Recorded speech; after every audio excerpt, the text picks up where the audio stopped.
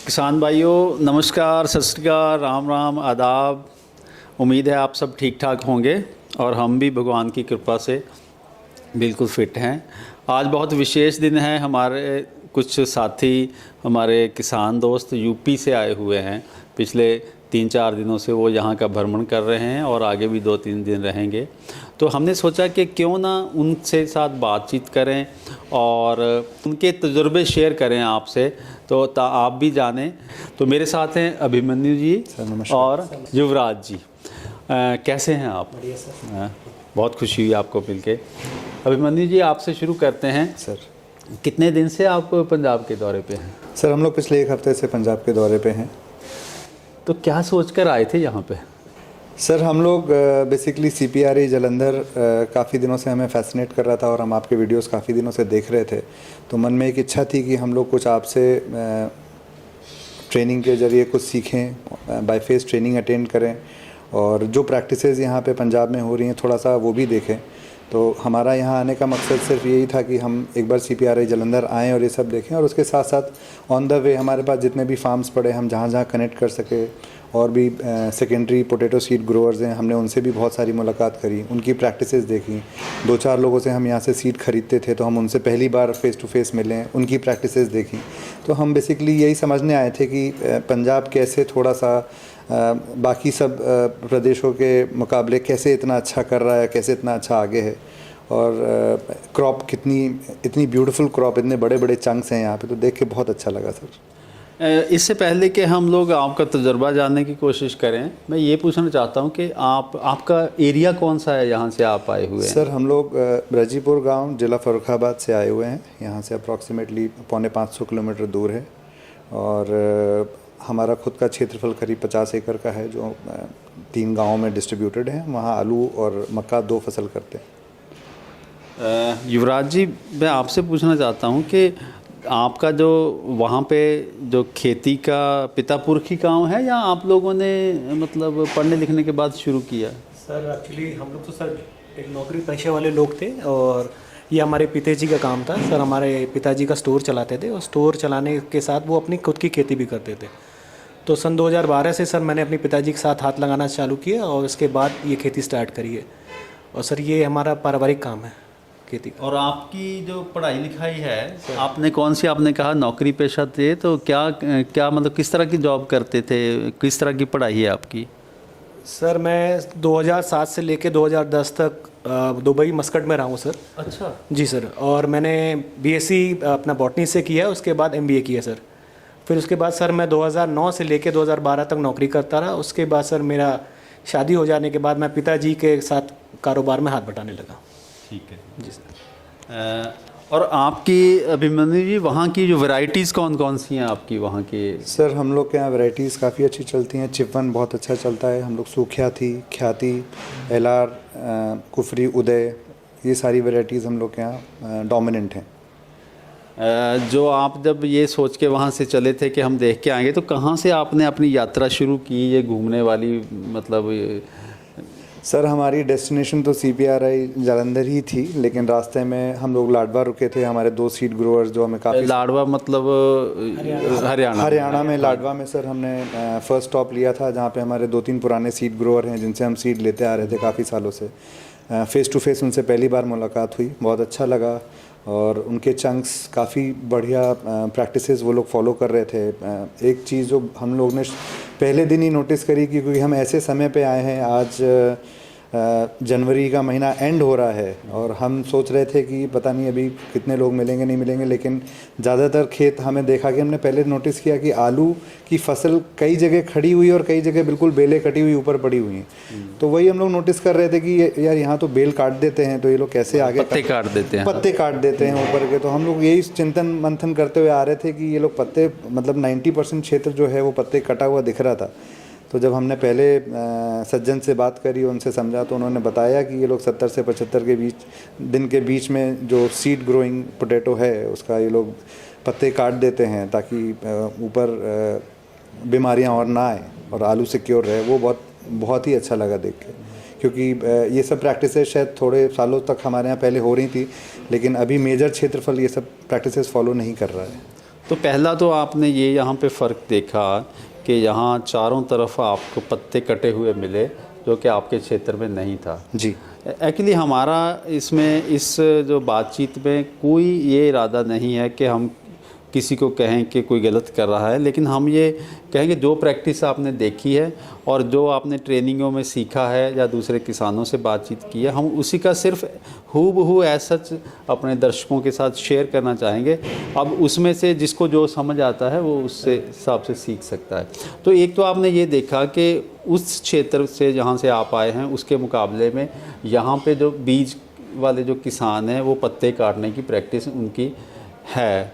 और आपने क्या क्या कुछ जो भी कुछ अलग नोट किया है वो भी ज़रूर बताइए। सर यहाँ का किसान, जब हम लोग नोटिस कर रहे थे कि यहाँ का किसान बहुत ही जागरूक है, और क्योंकि यहाँ पे पंजाब शुरू से ही फेमस है खेती के लिए, तो यहाँ का किसान इकोनॉमिकली भी थोड़ा वाइबल खेती करता है। और सबसे अच्छी चीज़ जो हम लोग की लगी कि ज़्यादातर किसान जो हैं आज की डेट में अपने इक्विपमेंट जो हैं बहुत अच्छे मेंटेन कर रहे हैं और अपग्रेड कर रहे हैं, लेटेस्ट टू लेटेस्ट। हम लोग के यहाँ जैसे गाड़ी कोई ख़रीद के लाता है तो स्टेटस उससे डिफाइन होता है, वैसे हमें ये समझ में आया कि यहाँ का किसान का स्टेटस उसके इक्विपमेंट से डिफाइन होता है, मशीनरी से इक्विपमेंट से डिफाइन करता है, वो लोग प्राइड लेते हैं। अच्छा, एक बार ये बताइए कि जो आपका एरिया है यहाँ पे, जैसे जो भी अच्छे सीड ग्रोअर हैं, बीज वाले बंदे हैं, वो जो G0 जो मिनी ट्यूबर, ख़ास तौर पे जो एरोपोनिका मिनी ट्यूबर का बहुत प्रचलन है यहाँ पे, मतलब क्या आपके एरिया में कुछ लोग हैं जो मिनी ट्यूबर से बीज बनाते हैं या अगली जनरेशन ही लेते हैं? क्या है आपके यहाँ पे? सर हमारे यहाँ ज़्यादातर देखिए, हम लोग वैसे तो 10-12 साल पुराने ही हैं खेती में, एज मैं और युवराज जनरेशन में, लेकिन इससे पहले वाली जनरेशन ज़रूर देख रही थी। लेकिन हमारे यहाँ एरोपोनिक्स लैब्स लगे हैं, लेकिन इतनी उनकी जानकारी नहीं है। और जहाँ तक रही ये G0, G1, G2, G3, ये वाली जो डेफिनेशन है आलू की, हमारे यहाँ लोगों को कम समझ में आती है। जितना हम समझते हैं कि हम ज़्यादातर G3, G2 और G3 वाली वैरायटीज़ में ही हम लोग मेजर एरिया डील कर रहा है, और आगे राशन का आलू ज़्यादा होता है। सीड के आलू का प्रचलन उत्तर प्रदेश में मेरे हिसाब से कंपैरेटिवली थोड़ा कम है।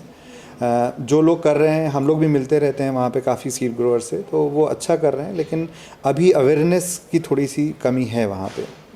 अच्छा, इस यात्रा के दौरान आपने क्या कोई एरोपोनिक्स यूनिट भी विज़िट किए थे? आज वाला तो आपको हमने यहाँ पे दिखाया ही है, इसकी ज़िक्र बाद में करते हैं। इससे पहले कहीं विज़िट करके आए हैं आपने एरोपोनिक सिस्टम या नेट हाउस में सीड पैदा करने? सर 2 सिस्टम्स, यहाँ आने से पहले हमने 2 बड़े सिस्टम देखे थे। एक हम लोग 2 महीने पहले महाराष्ट्र गए थे, वहाँ पे जैन इरिगेशन का हम लोग ने विज़िट किया था, कृषि मेला में देखा था। पहला इंट्रोडक्शन एरोपोनिक्स का वहीं से हुआ था। दूसरा अभी हम जालंधर में थे, तो वहाँ के एक बहुत बड़े पोटैटो सीड ग्रोअर हैं, तो उनका भी हमने पूरा एरोपोनिक सिस्टम देखा था, क्योंकि हम उनसे काफ़ी सालों से बीज ले रहे थे। उनके साइंटिस्ट से भी बात हुई थी, तो वो अच्छा लगा देख के सर।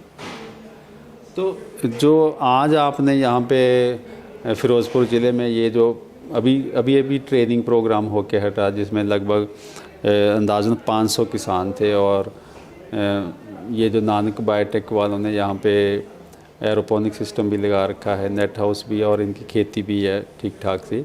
तो इस ट्रेनिंग में जो आज की ट्रेनिंग है आपने नोट की है, मुझे पता है कि वो पंजाबी में थी सारी, आपको शायद समझने में दिक्कत आई होगी। नहीं सर, हम लोग को पंजाबी आइल से 70% समझ में आती है, क्योंकि हमारे पूर्वज के आसपास परवरिश उस इन्वायरमेंट में हुई है। इनफैक्ट मेरा तो प्लेस ऑफ बर्थ भी जालंधर है, मैं यहीं पैदा भी हुआ हूँ। ये मेरे लिए नई खबर है। अच्छा, मेरे फादर यहीं पे पंजाब सर्विसेज में थे, डॉक्टर थे। 85 में हम वापस गए यूपी। अच्छा, ये बिल्कुल मेरे लिए भी नई खबर है जी। तो ये जो यहाँ का सारा सिस्टम देख के क्या थॉट प्रोसेस चल रहा है, क्या लगता है आपको? जैसे हमारी इच्छा है, हम हमेशा कहते हैं, क्योंकि हम यूपी में रहे बहुत साल, 19 साल में यूपी में रहा मैं। पंजाब एक बिल्कुल छोटी सी स्टेट है जो पूरे हिंदुस्तान का सिर्फ 5.5% आलू पैदा करती है, और 90% जो एरोपोनिक सिस्टम जो हैं, जो tissue culture based seed system है, वो पंजाब में है। यूपी है 33% आलू पैदा करती है, और वहाँ पे इस तरह का जो सिस्टम है वो पता नहीं क्या बात है, अभी पनप नहीं पाया, चल नहीं पाया। और चलो हम ये नहीं कहते कि वहाँ पे एरोपोनिक सिस्टम लगें, लेकिन ये जो इनके पास जो वो क्वालिटी है जिससे आगे बीज बनाना है, तो वो वहाँ हमें कहीं ना कहीं कमी लगती है, क्योंकि वहाँ पे वो सिस्टम नहीं है। तो क्या क्या लगता है आपको, क्या थॉट चल रही है? हम लोग बिल्कुल ऑनेस्टली कुछ दिमाग में चल रहा होगा सर, ना कि यार सबसे पहले या मैं ये कहूँ, मेरी आपसे उम्मीद ये है कि आप वहाँ पे कोई एरोपोनिक सिस्टम चाहे ना लगाएं, हम ये नहीं कहते, लेकिन ये जो क्वालिटी मटेरियल लेके मल्टीप्लाई करके बढ़ा के उस एरिया में आप लोगों के स्कोप नहीं बनता? सर, आपने बिल्कुल दिल की बात पूछ ली, क्योंकि हम यहाँ पे क्वालिटी के ऊपर ही काम करने आए थे। हम देख रहे थे कि पंजाब कैसे अच्छी क्वालिटी करता है, और हरियाणा से घुसते घुसते पंजाब एंटर करते करते हमारे दिमाग में जितने भी क्वेश्चन जागे आलू को लेके, या हमारी जितनी भी नॉलेज थी, क्योंकि आलू की फील्ड में नॉलेज हमेशा ही बहुत छोटी रहती है। जब हम CPRI जालंधर आए, ट्रेनिंग करी, तब हमको उन सारे सवालों के जवाब धीरे धीरे करके मिलते रहे। और आज जब हम यहाँ पे आ गए और आपका फिर, हालांकि वो ट्रेनिंग पंजाबी में थी, लेकिन जब हमने वो समझा तो हमारा दिमाग ही बिल्कुल खुल के हम ओपन हो गए कि क्या क्या चीज़ें हैं जिसकी वजह से ये स्टेट आगे है, जो कि यूपी के कंपैरिजन में शायद थोड़ा सा क्षेत्रफल में कम है, लेकिन आलू क्वालिटी का कर रहा है। वो चीज़ें बहुत ही अच्छी हैं।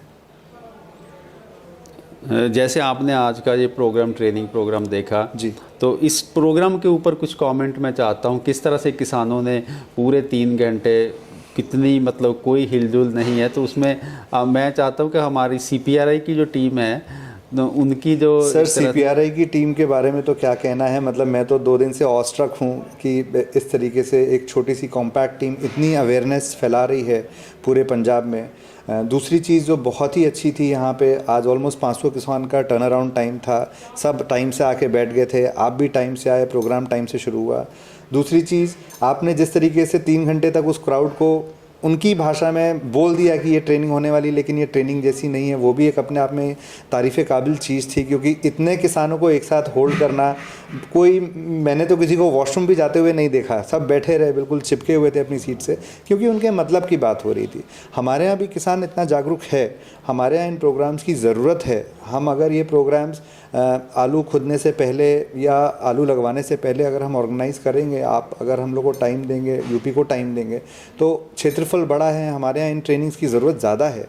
तो मेरे हिसाब से इस विषय पे भी आगे आप लोग को एज CPRI इंस्टीट्यूट काम करना चाहिए, और हमारे यहाँ से ट्रेनिंग्स ऑर्गेनाइज़ करनी चाहिए, ऐसा हमारा सोचना नहीं। है। देखिए, ये जो आप कह रहे हैं ना, हम ये महसूस करते हैं कि यूपी में इसकी ज़रूरत है। हम पिछले साल 5 प्रोग्राम करके आए थे। इस बार हमारा सोच है हमारी कि एक बार जाएंगे तो 10 प्रोग्राम करना चाहेंगे हम लोग, इधर से शुरू करके उधर जो शाहजहांपुर तक। बिल्कुल ऐसा हम सोचते हैं, जो मालिक का हुक्म हुआ उस हिसाब से चलेंगे। लेकिन हमें लगता है कि वहाँ भी ज़रूरत है। हमारा वहाँ का जो मोदीपुरम मेरठ का एक ऑफिस है, वो लोग भी बहुत कोशिशें कर रहे हैं, और हम अपनी तरफ से एक यहाँ से टीम भी लेके जाएंगे वहाँ पे। 10 प्रोग्राम करने का हमारा प्लान है, उसमें से आपके क्षेत्र में भी हम डेफिनेटली आना चाहेंगे। बिल्कुल आएँ, बिल्कुल। और कुछ युवराज जी कुछ कहना चाहेंगे? तो सर बस ये कहना चाहूँगा, यहाँ आके हमें एक नया विज़न और नई चीज़ जानकारी प्राप्त हुई है।